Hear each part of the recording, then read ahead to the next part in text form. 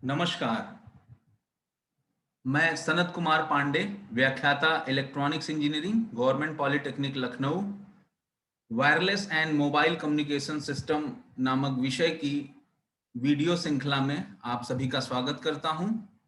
आज के लेक्चर में हम लोग इस सब्जेक्ट की यूनिट 2 जो कि सेलुलर कॉन्सेप्ट पर आधारित है, इसको डिस्कस करेंगे। आज के लेक्चर में हम लोग basically introduction to 1G, 2G, 3G and 4G जो मोबाइल जनरेशन, जो कम्युनिकेशन की जनरेशन्स आई, उनके बारे में चर्चा करेंगे। साथ ही साथ 1G टेक्नोलॉजी, 2G टेक्नोलॉजी और models of the 1G and 2G के बारे में चर्चा करेंगे। उसके उपरांत 2.5 टेक्नोलॉजी क्या है, 3G टेक्नोलॉजी क्या है, फिर कैसे कैसे अपग्रेडेशन होता गया, 4G टेक्नोलॉजी आई, फिर अब हमारे सामने 5G टेक्नोलॉजी जो कि अभी टेस्टिंग के मोड में है, हम उसके बारे में चर्चा करेंगे। फिर कुछ वायरलेस के एप्लीकेशंस हम लोग देखेंगे, वायरलेस सिस्टम की सर्विसेज कौन कौन सी होती हैं उनको देखेंगे। फिर नया क्या क्या इवोल्यूशन हो रहा है 5G टेक्नोलॉजी के पॉइंट ऑफ व्यू से, उन सारी चीजों को हम चर्चा करेंगे। तो सबसे पहले क्वेश्चन उठता है कि व्हाट इज वायरलेस। तो जैसा कि हम लोग लास्ट कुछ लेक्चर सीरीज में डिस्कस कर चुके हैं कि वायरलेस मोड ऑफ कम्युनिकेशन क्या होता है, तो एक साइंटिफिक डिफिनीशन की अगर हम बात करें तो the word wireless is dictionary defined having no wire. मतलब जो आप कम्युनिकेशन चैनल की बात अभी तक कर रहे थे, उस चैनल में हम किसी वायर्ड माध्यम का इस्तेमाल नहीं करते हैं।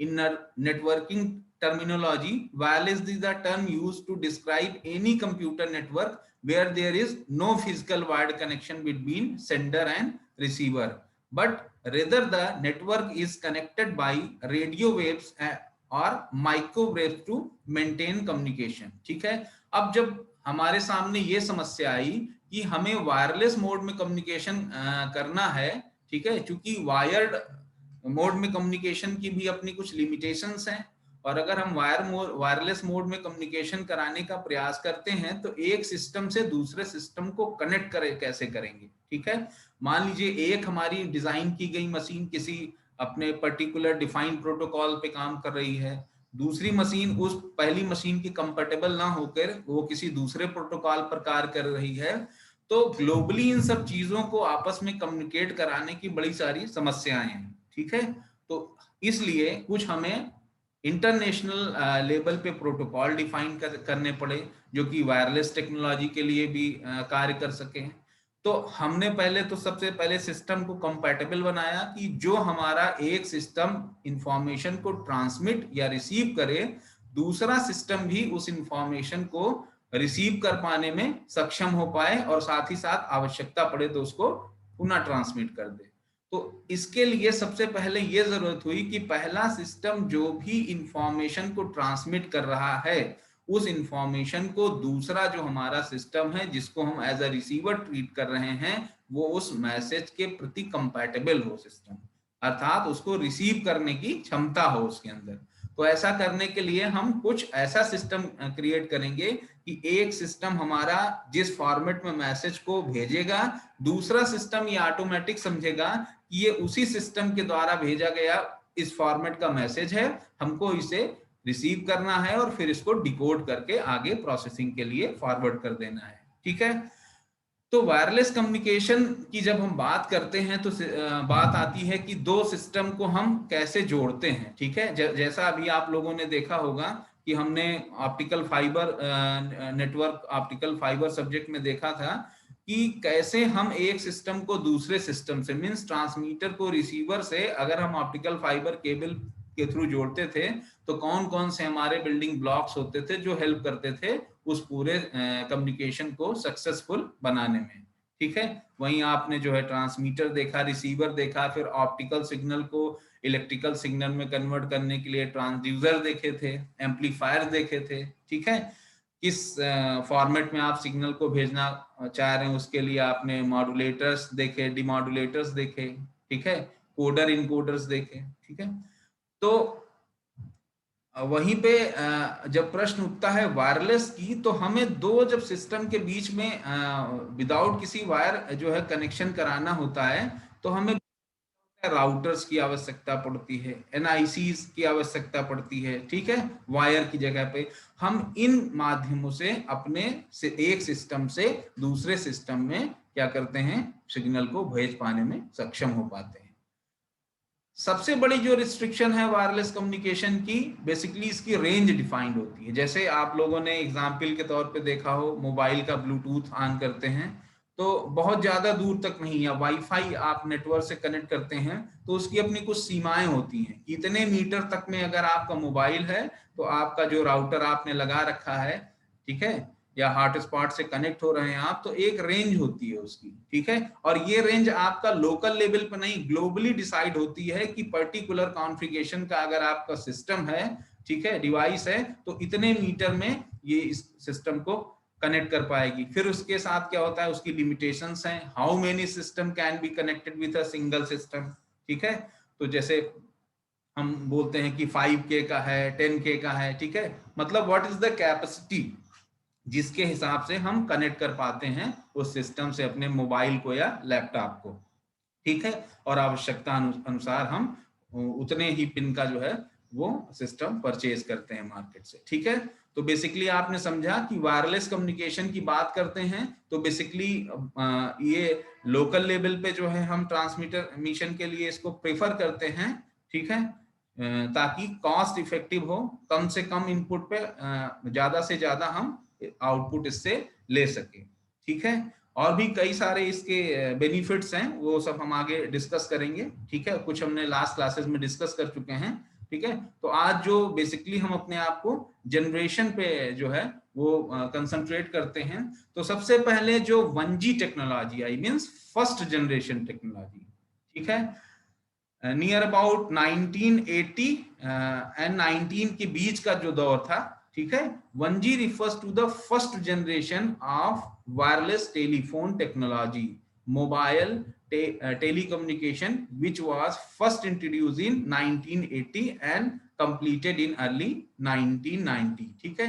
इस दौरान में आपने देखा होगा कि हो सकता है कुछ लोग आप स्टूडेंट्स में से देखा हो कि बहुत बड़े बड़े फोन होते थे, बेसिकली SR के सिम होते थे, और कुछ स्पेसिफिक कंपनियां इसको बनाती थी, मेट्रोला वगैरह, ठीक है।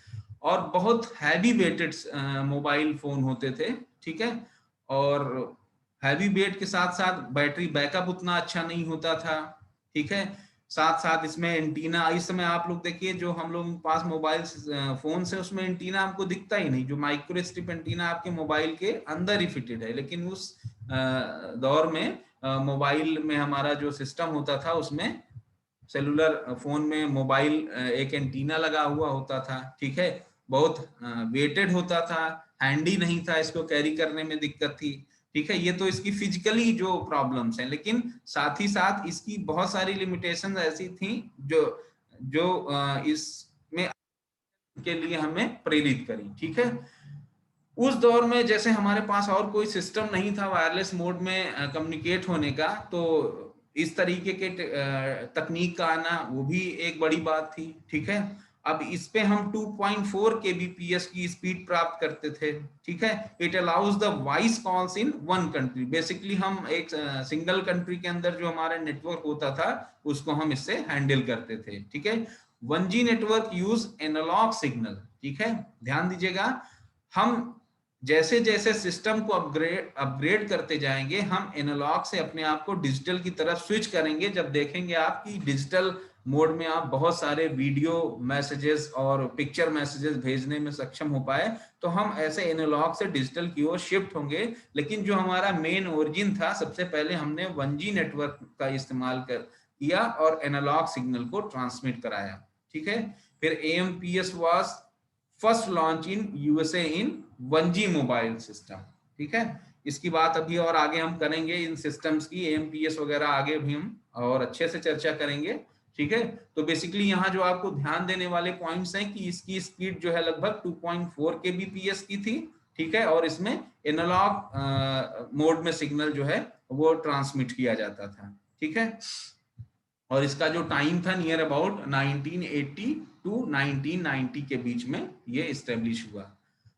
अब एडवांटेजेस के साथ इसके डिसएडवांटेजेस भी हमें जानने चाहिए, तभी हम 1G से 2G पे स्विच कर पाएंगे। जो ड्रॉबैक्स हमारे बेसिकली 1G सिस्टम के रहे होंगे उन्हीं को हम अपने 2G सिस्टम में रिमूव करने का प्रयास करेंगे। सबसे पहले क्या था, पुअर वॉइस क्वालिटी। ठीक है, जब हम बेसिकली थोड़ी ही दूर पे भी अगर अपने मोबाइल फोन का इस्तेमाल कर रहे हों, ठीक है, तो हमें बहुत अच्छी वॉइस क्वालिटी नहीं मिलती थी। ठीक है, हमें बहुत लाउडली बात करना पड़ता था। ठीक है, अगर हम अपने घर के अंदर बैठे हैं बेसिकली तो होता था क्या कि हम बाहर आ जाएं ताकि हमें अच्छी नेटवर्क कनेक्टिविटी मिले। तो मतलब हमारी लाइफ स्टाइल के वो कंपैटिबल नहीं था। अभी क्या है, आप अपने स्टडी रूम में बैठे हैं, ड्राइंग रूम में बैठे हैं, फोन आया और आपने उठाया और बात। ठीक है, आपको वॉइस मैसेजेस भी मिलते हैं, वीडियो मैसेजेस भी मिलते हैं। ठीक है, बट उस दौर में चूंकि अपने आप में ये बड़ी चीज थी कि उस दौरान आप मोबाइल माध्यम से, वायरलेस माध्यम से एक सिस्टम से कनेक्टेड थे। और उस दौरान अगर मुझे याद आ रहा है कि कॉल रेट लगभग फोन उठाने का भी, अभी तो क्या है कि हम लोग कॉल करते हैं तो उसके पैसे हमें पे करने होते हैं, वो भी बहुत मिनिमम अमाउंट।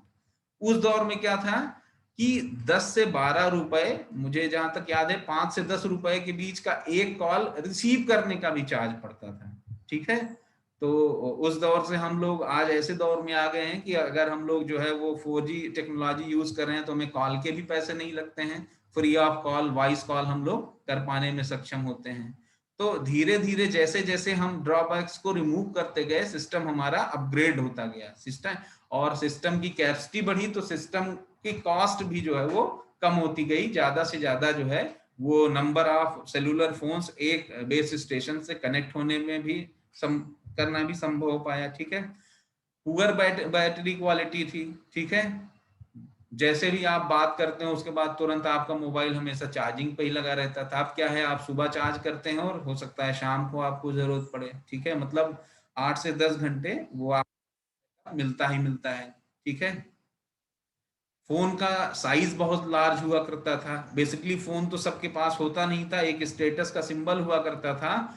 और जिन लोगों के पास 1 जनरेशन में फोन हुआ करते थे, बेसिकली उनको एक गार्ड रखना पड़ता था कि वो उस फोन के उनके साथ लेके चलते थे, कैरी करते हुए। ठीक है, तो जनरली ये भी देखा गया कि जैसे अभी हम लोग पॉकेट में रख लेते हैं फोन, उस दौर में ये संभव नहीं था। ठीक है, क्योंकि फोन का साइज बहुत लार्ज था। ठीक है, एक हेल्पर की हमें आवश्यकता पड़ती थी कि फोन हमारे साथ लेके चले अगर हम कैरी कहीं पे आवागमन कर रहे हैं। ठीक है, सिक्योरिटी नहीं थी। सिक्योरिटी मीन्स ये है कि जैसे अभी हम एक वॉइस सिग्नल को दूसरे जगह से पे भेजते हैं तो बहुत सारे इंक्रिप्शन मेथड्स का इस्तेमाल हुआ, जैसे इमेज सिग्नल भेज रहे हैं। ठीक है, वीडियो सिग्नल भेजते हैं तो बहुत सारी इंक्रिप्शन, बहुत सारी सिक्योरिटी टेक्नोलॉजी लगती है ताकि हमारा मैसेज कोई दूसरा डिकोड करके उसको पढ़े या सुन ना पाए। उस दौर में इतनी सारी सिक्योरिटी नहीं थी। ठीक है, आपका जो है, जो आप बात कर रहे हैं जनरली उसको कोई ट्रेस कर लेता था। ठीक है, और आपका जो कम्युनिकेशन है दो लोगों के बीच वो शेयर भी होता था, सिक्योरिटी ब्रीच हो जाती थी। ठीक है, लिमिटेड कैपेसिटी थी। एक जो है वो बेस स्टेशन या एंटीना से बहुत कम सिस्टम जो है कनेक्ट हो पाते थे। ज्यादा नंबर आप यूजर जो है एक समय में कॉल जो है वो नहीं कर पाते थे। ठीक है, आपका ज्यादातर जो है फोन जब आप किसी को मिलाते थे तो बिजी बताता था नेटवर्क। अब मुझे लगता है ऐसा बहुत कम ही मोबाइल नेटवर्क्स में है कि आपको बिजी बताए। ठीक है, आप फोन करते हैं तो तुरंत मिल जाता है। पहले बहुत ज्यादा पहले की नहीं, अगर मैं 10 से 15 साल पहले की बात करूं तो आप फोन मिलाते हैं तो बताता था अभी नेटवर्क बिजी है। ठीक है, अब ऐसी परिस्थितियां नहीं है। क्यों? क्योंकि हमने क्या कर दी, जो हमारी सिस्टम की कैपेसिटी थी, ठीक है, बैंडविड्थ शेयरिंग का जो कॉन्सेप्ट था, ठीक है, पर्टिकुलर बैंड विड्थ में पर्टिकुलर सिस्टम पे हम ज्यादा से ज्यादा यूजर को एक समय में कनेक्ट कर पाते हैं। वहीं फ्रीक्वेंसी रीयूज वगैरह का कॉन्सेप्ट आया। फिर बहुत सारे ऐसे मॉडर्न कॉन्सेप्ट आए जिन्होंने आपकी सिस्टम की कैपेसिटी को इनहेंस कर दिया। ठीक है, फिर पुअर हैंड ऑफ रिलायबिलिटी।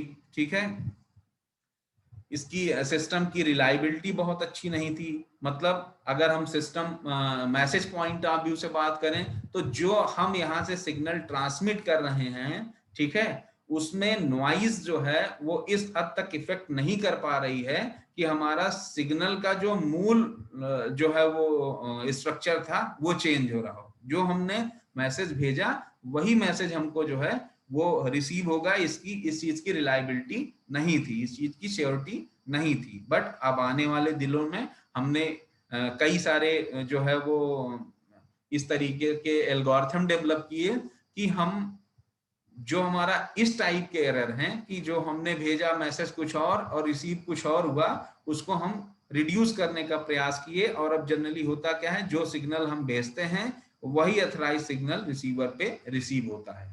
ठीक है, तो इस तरीके से 1G टेक्नोलॉजी के जो ड्रॉबैक्स थे उनको हमने 2G टेक्नोलॉजी में क्या करा, रिड्यूस करने का प्रयास किया, और इस तरह से एक नई जनरेशन हमारे सामने आई, 2G जनरेशन। बेसिकली हम इसकी लॉन्चिंग को जो है मानते हैं कि 1991 में फिनलैंड से जो है ये स्टार्ट हुआ। फिनलैंड एक कंट्री है, वहां से इसकी स्टार्टिंग मानी जाती है। The 2D technology refers to the second generation which is based on the GSM basically. ठीक है, global system of mobile communication एक नेटवर्क डिजाइन किया गया।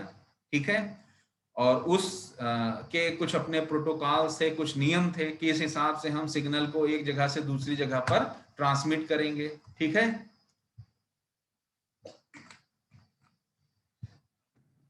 और फिर 2G नेटवर्क यूज डिजिटल। ठीक है, तो 1G और 2G में जो बेसिक डिफरेंस क्या आया कि वहां पर हम एनालॉग सिग्नल को यूज करते थे ट्रांसमिशन के पर्पज से, और यहां पर हम जो है वो डिजिटल सिग्नल का यूज करते हैं। Its data speed up to 64 kbps। ठीक है, वहां कितना था हमारे पास, 2.4 kbps नियर अबाउट। कितने गुना हम इंक्रीज कर गए, 64 kbps पे आ गए। ठीक है, तो एक हायर अपग्रेडेशन हमको 1G सिस्टम में करना पड़ा, तो हमें 2G सेकेंड जनरेशन में हम आते हैं। ठीक है, यहाँ पे भी आपको ध्यान रखना है कि 2G सेकेंड जनरेशन जब हमारा कहाँ आई, 1991 में फिनलैंड से स्टार्ट है। और जो मेन चीज objective examination point of view से हमको ध्यान रखना है, यहाँ पे डिजिटल सिग्नल इस्तेमाल होता था और डेटा स्पीड जो है नियर अबाउट 64 kbps की थी। ठीक है, तो जो इसमें की पॉइंट आपको पीपीटी के माध्यम से शो हो रहे हैं, बेसिकली ये क्या है, objective examination point of view से हैं, तो आप इसको नोट करते चलिए। ठीक है, ताकि एक कंपेटिटिव स्टडी भी आप कर पाए और कहीं भी इस तरह के क्वेश्चन आते हैं तो आप उसको सही टिक कर पाए। ठीक है, अब फीचर इसके क्या क्या थे, it enable services such as text messages, picture messages and MMS. MMS क्या होता है, मल्टीमीडिया मैसेजेस। ठीक है, फर्स्ट जनरेशन में हम बेसिकली क्या कर पा रहे थे, वॉइस सिग्नल भेज पा रहे थे, वो भी उसकी क्लियरिटी, उसकी रिलायबिलिटी बहुत अच्छी नहीं थी। ठीक है, सेकेंड जनरेशन हम क्या करते हैं, टेक्स्ट मैसेज भी भेज पाने में सक्षम हो पा रहे हैं। ठीक है, आप लोगों ने पेजर वगैरह का नाम सुना होगा, जिसको मैसेज भेजने के इस्तेमाल किया जाता था। ठीक है, और पहले एक स्टेटस सिंबल हुआ करता था पेजर, अब तो जनरली किसी के पास मुझे दिखता नहीं है, लेकिन उस जमाने में लोग मैसेजेस के लिए जो है पेजर का इस्तेमाल करते थे। ठीक है, और हम 2G टेक्नोलॉजी में क्या कर रहे हैं, टेक्स्ट मैसेज के साथ साथ पिक्चर मैसेज और एमएमएस भी भेज पा रहे हैं। ठीक है, ये बहुत बड़ा इन्हेंसमेंट था 1G टेक्नोलॉजी में, जो कि 2G टेक्नोलॉजी में हम प्राप्त कर पाए, कि हमने क्या किया कि यहाँ पर हम टेक्स्ट मैसेज भी भेज पा रहे हैं, पिक्चर मैसेज भी भेज पा रहे हैं और एमएमएस भी भेज पा रहे हैं। ठीक है, तो इस तरीके से हमने देखा कि कैसे हमारा 1G में जो है वो एडवांसमेंट हुआ और हम 2G पे आए। ठीक है, नेक्स्ट हम आते हैं, अब ड्रॉबैक समझ लेते हैं 2G का। ठीक है, 2G requires strong digital signals to help mobile phone. ठीक है, 2G requires strong digital signals to help mobile phone works. If there is no network coverage in any specific area, digital signal would weak. ठीक है, ये इसकी क्या है, limitations हैं। ठीक है, कि if there is no network coverage in any specific area, digital signal would weak. Signal आपका वीक हो जाएगा। ठीक है, these systems are unable to handle complex data such as videos, ठीक है। अभी भी हम 2G सेकेंड जनरेशन में क्या है, वीडियो सिग्नल नहीं भेज पा रहे हैं। क्या क्या भेज पा रहे थे, मैसेज सिग्नल टेक्स्ट फॉर्मेट में भेज पा रहे थे, एमएमएस भेज पा रहे थे, पिक्चर मैसेज भेज पा रहे थे। लेकिन अब चूंकि आप जानते हैं वीडियो जो सिग्नल होता है उनमें multiple frame of the picture signals हैं, ठीक है, इसलिए वो भेज पाने में अभी सक्षम नहीं है, ठीक है। तो फिर हम आते हैं अब इसके कम सिस्टम, अगर मॉडल्स की बात करें कि तो उस जमाने में आप लोगों ने के फोन सिस्टम अगर देखें तो 1G और 2G जो मोबाइल फोन्स के मॉडल्स थे उस जमाने में, वो क्या क्या कुछ मेट्रो बेसिकली उस वो जो दौर था उसमें क्या है कि हमारा फोन हैंडी नहीं हुआ करता था, बहुत हैवी वेट रहते थे, और बेसिकली क्या है उसमें एंटीना साइज बहुत लार्ज हुआ करता था, ठीक है, क्योंकि एडवांसमेंट बहुत एंटीना टेक्नोलॉजी में भी नहीं हुआ था, ठीक है। और हमें क्या था कि सिग्नल लॉस होने के चांसेस ज्यादा थे, हम एनालॉग सिग्नल को ट्रांसमिट करते थे। इस पॉइंट ऑफ व्यू से हमें मैसेज को रिसीव करना जो है वो कॉन्फिडेंशियलिटी उसकी मेंटेन करना, कंपैटिबिलिटी मेंटेन करना, ठीक है, ये बहुत जरूरी था। इसलिए हमें लॉन्ग साइज के एंटीना का इस्तेमाल करना पड़ता था, ठीक है। अब मैं कंपैरिजन की बात करूं तो बेसिकली जो है क्या आप देख रहे होंगे 1G और 2G जो हमारा वायरलेस सिस्टम थे उसमें बेसिकली क्या हुआ कि मोबाइल का जो साइज था वो रिड्यूस होता गया और उसके फीचर्स क्या होते गए, वो बढ़ते गए, ठीक है। अब बेसिकली ये हमारा कम्युनिकेशन पॉइंट ऑफ व्यू से पार्ट नहीं है, ये बेसिकली क्या हुआ, सिस्टम का अपग्रेडेशन हुआ। और जैसे जैसे टेक्नोलॉजी बढ़ती गई, ठीक है, जैसे जैसे सेमीकंडक्टर टेक्नोलॉजी इनहेंस करी, हम एक छोटी चिप के ऊपर मेनी नंबर ऑफ जो है वो ट्रांजिस्टर्स आईसी को बना, एक सिंगल आईसी में हम many number of the identities digital devices अगर बना पाने में सक्षम हो पाए तो उसी हिसाब से हमारा सिस्टम क्या हुआ, अपग्रेड होता गया। जैसे आप करिए कि बहुत साल पहले आपने फील किया हो जो आपकी हार्ड डिस्क होती थी या पेन ड्राइव का एग्जांपल ले लीजिए, बहुत हैवी साइज की हुआ करती थी, ठीक है। और 1 GB की पेन ड्राइव भी आपने लिया तो कम से कम जो है वो 3 से 4 इंच का जो है आपको पेन ड्राइव रहता था।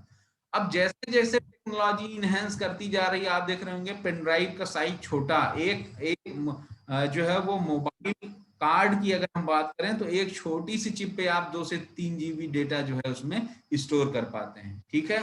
जैसे जैसे टेक्नोलॉजी अपग्रेड करती गई किसकी, वो से फर्स्ट जनरेशन से सेकेंड जनरेशन में, वैसे वैसे पैरेलल में क्या हो रहा था, सेमी कंडक्टर टेक्नोलॉजी भी क्या हो रही थी, अपने आप को अपग्रेड कर रही थी। और एक सिंगल चिप के ऊपर हम बहुत सारी फंक्शनिंग को जो है वो डिजाइन कर पा रहे थे, इसलिए हमारा जो है सिस्टम जो है वो छोटा साइज का होता गया, ठीक है। कंपैटिबिलिटी आती गई, कॉम्पैक्ट साइज में आता गया, और नंबर ऑफ जो उसके फीचर्स थे वो भी बढ़ते गए। और साथ ही साथ जो है जैसे अभी हमने डिस्कस किया कि बैटरी बैकअप बहुत कम था, ठीक है। अब आप देखें करंट पोजीशन में आप जो है समय में आप यूज करते हैं लिथियम आयन बैटरी वगैरह, जो मतलब अपग्रेडेड वर्जन, हर फील्ड में अपग्रेडेशन हुआ, not a wireless communication point of view से बात करें, आप देख रहे हैं चिप में जो है उसमें भी सेमीकंडक्टर टेक्नोलॉजी इनहेंस करी, ठीक है। कुछ जो है हमारे जो है वो जो बैटरी के सेक्टर में कंपनियां काम कर रही हैं उन्होंने भी अपनी टेक्नोलॉजी को एनहेंस किया, ज्यादा बैकअप देने वाली कॉम्पैक्ट साइज की बैटरी जो है बनाई। तो इससे हमारा सिस्टम क्या हुआ, एक मल्टीपल अप्रोच के तहत साइज में क्या होता गया, रिडक्शन होता गया, और सिस्टम में हम अच्छी स्क्रीन दे पाए। पहले क्या होता था, ब्लैक एंड व्हाइट स्क्रीन का फोन हुआ करता था, ठीक है। फिर हमने देखा कलर्ड स्क्रीन का फोन आने लगा, ठीक है। और जैसे जैसे मतलब कहने का है कि पैरेलली हर टेक्नोलॉजी ने अपने आप को इनहेंस किया, और 2G जो हमारा सिस्टम था as compare to first generation जो है वो स्मार्ट होता गया, ठीक है। अब इसी में अगर हम डिस्कस करें 2.5G टेक्नोलॉजी, बेसिकली है क्या, ये सेकेंड जनरेशन को ही हमने कुछ इन्हेंसमेंट किया और पूरी तरीके से हम थर्ड जनरेशन में नहीं गए। ठीक है, तो हमने इसको 2.5 वर्जन नाम दिया। तो 2.5G is a technology between the second generation and third generation of the mobile telephony. ठीक है, 2.5G sometimes described as 2G cellular technology combined with GPRS। ठीक है, आपने देखा था अभी कि हम जो है वो सेकेंड जनरेशन में अपना वॉइस सिग्नल तो भेज ही रहे थे, साथ साथ हम क्या है पिक्चर मैसेज भी भेज रहे थे, एमएमएस भी भेज रहे थे और टेक्स्ट मैसेज भी भेज रहे थे। ठीक है, हम उसी टेक्नोलॉजी में थोड़ा बहुत और इन्हेंसमेंट किए और जीपीआरएस का हमने उसमें एड ऑन कर दिया। ठीक है, जीपीआरएस का हमने एड ऑन कर दिया, तो सिर्फ और सिर्फ जो है कुछ ही फीचर अगर हमने 2G के इनहेंस किए। ठीक है, इसीलिए हमने इसको थर्ड जनरेशन ना कह के 2.5 जनरेशन का नाम दिया, और यहाँ पर जीपीआरएस तो टेक्नोलॉजी जो है इसमें इनहेंस हुई। तो आपको याद रखना है objective exam point of view से कि 2.5 जनरेशन रिलेटेड टू जीपीआरएस। ठीक है, और second generation related to voice signal के साथ साथ क्या है आपका message signal plus picture message plus MMS. ठीक है, और फीचर क्या है इसमें, यहाँ पे फोन कॉल्स की जा सकती थी, थोड़ा और क्वालिटी बेटर हुई। सेंड रिसीव ईमेल मैसेजेस, अब ईमेल को क्या है आप ईमेल भी भेज पाने में सक्षम हो पा रहे हैं, क्योंकि आप लोग जीपीआरएस पैकेट स्विचिंग का कॉन्सेप्ट ला रहे हैं। ठीक है, इसलिए हमारे पास मेल भेजना भी, ईमेल भेजना भी यहाँ पर सक्षम हुआ। वेब ब्राउजिंग कर पा रहे हैं। ठीक है, देखिए वायर्ड मोड में तो ये सारी सुविधाएं पहले से हमारे पास प्रेजेंट थी कि हम मेल भी भेज रहे हैं, ठीक है, पिक्चर भी भेज रहे हैं, लेकिन वायरलेस माध्यम में जब इन चीजों को हम इवॉल्व कर रहे हैं तो हम उसके पॉइंट ऑफ व्यू से यहाँ पे बात कर रहे हैं। तो हम मोबाइल से भी वेब ब्राउजिंग कर पाने में सक्षम हुए। स्पीड भी यहाँ से पे कुछ इनहेंस, एक वेरिएशन 64 से 144 kbps की स्पीड हम अचीव कर रहे हैं। और साथ ही साथ आपके मोबाइल फोन में आपने देखा हो कैमरा वगैरह भी आ गए थे। ठीक है, उस दौर के जो मोबाइल फोन अगर किसी के घर में है तो आप देखिएगा कि उसमें कैमरा वगैरह भी इंक्लूड किया गया। ठीक है, take a time of the 6 to 9 minutes to download a 3 minute MP3 song. ठीक है, MP3 सॉन्ग भी हमने इसमें भेजा, और जो इसकी डाउनलोडिंग की स्पीड थी थोड़ी सी फास्ट हो गई। ठीक है, जैसा इसमें एक एग्जांपल हमने ले रखा है कि जो है 3 मिनट का गाना जो है वो MP3 सॉन्ग जो है वो 6 से 9 मिनट में हम डाउनलोड कर पा रहे हैं। ठीक है, तो इस तरीके से हमारा सिस्टम थोड़ा सा और अपग्रेड हुआ, और हम लोगों ने देखा कि कैसे कैसे सेकेंड जनरेशन पे हमने उसकी स्पीड को इन्हेंसमेंट किया। ठीक है, उसमें जीपीआरएस जो है वो एड ऑन किया, तो हम सिस्टम की जो क्वालिटी थी उसको तो इन्हेंस, साथ में वेब ब्राउजिंग और ईमेल वगैरह का भी हम इसके थ्रू जो है वो सेंडिंग और रिसीविंग का कॉन्सेप्ट कर पा रहे हैं। ठीक है, ये फैसिलिटीज आपकी इनहेंस हुई। तो अब आज के लेक्चर में हम लोग यहीं तक रखते हैं। नेक्स्ट लेक्चर में हम लोग जो है वो थर्ड जनरेशन का जो है वो बात करेंगे, और कौन कौन से जो है वो एडवांटेजेस जो है वो थर्ड जनरेशन में हम लोगों ने प्राप्त किया, जो कि हमारा 2 और 2.5 जनरेशन में एज अ ड्रॉबैक प्रेजेंट था, उसको हमने लोगों ने रिमूव किया, और टेक्नोलॉजी थोड़ा और अपग्रेड हुई। और 3G, जिससे अभी 4G आने से पहले हम लोग 3G से भली भांति परिचित हैं, और आप सभी आशा करता हूं इस टेक्नोलॉजी को यूज भी की होंगे। तो आज के लेक्चर में हम लोग यहीं तक रखते हैं। अगले लेक्चर में हम लोग 3G थर्ड जनरेशन की बात करेंगे, और उसके कुछ एडवांटेजेस डिसएडवांटेजेस के साथ साथ फोर्थ और 5 जनरेशन की भी चर्चा करेंगे। Thank you.